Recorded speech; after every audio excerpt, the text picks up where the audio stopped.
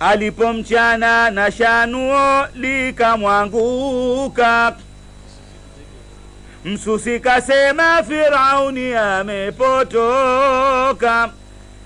Binti Firauni alinuka akaghadhibika, takwenda mwambia utaona chako kiyama. Habari zikenda, Firauni akasikia, akawakusanya mke mume na wanapia. Ndani ya mafuta yenye moto akawatia, ni kaburi lao lifukalo harufu njema. Na katika kwenda waliona watu wazima, vinapondwa pondwa vichwa vyao nyundo za chuma. Jibrilu kasema wasoswali swala daima, ndiyo jaza yao hewajaziwa kesho kiyama.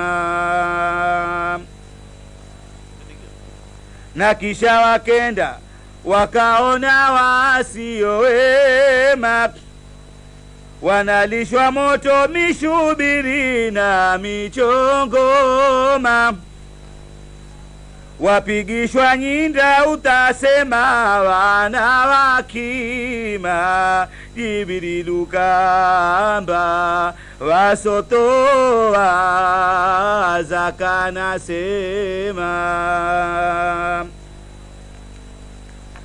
Baada ya hapa wakaona walao nyama, wanalazimishwa kula mbovu waache njema.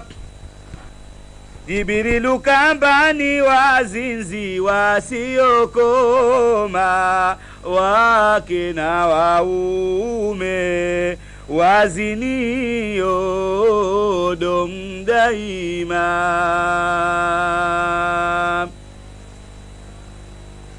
Na kisha wakenda wakaona mto wa damu, muna watu ndani wegelea wakila sumu. Jibrilu kamba watu hao wala haramu, mali yao yote kwa haramu wameachuma.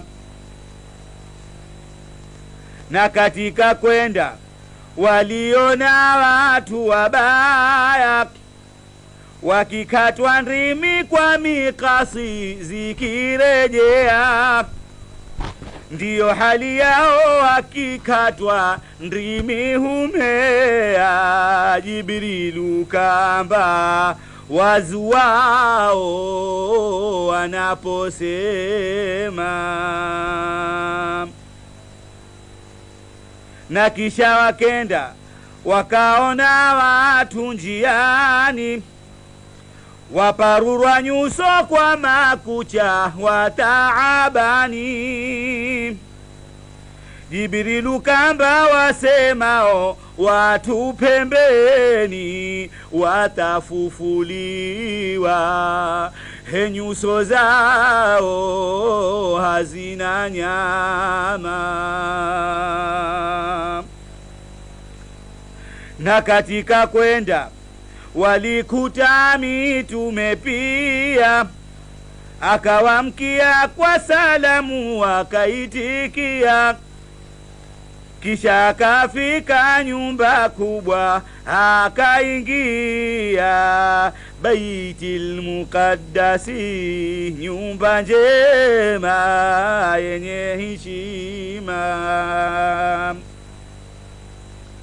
Walipowasili msikiti wenye baraka, waliona nuru pande mbili kimemetuka.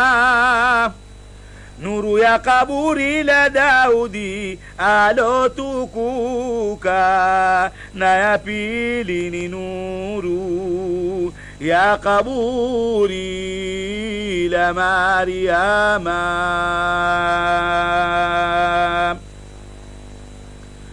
Wakangia ndani wakasali rakaataini, kaona mitume imejaa msikitini.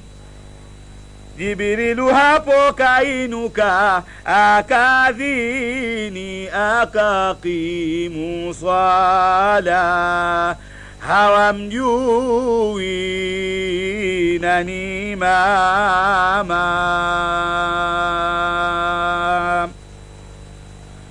Jibrilu kamba waambiwa utakadamu, na mitume nyuma yako wewe ndiwe imamu. Ukubwani wako na heshima na taadhimu, kesho utakuwa muombezi wa wote.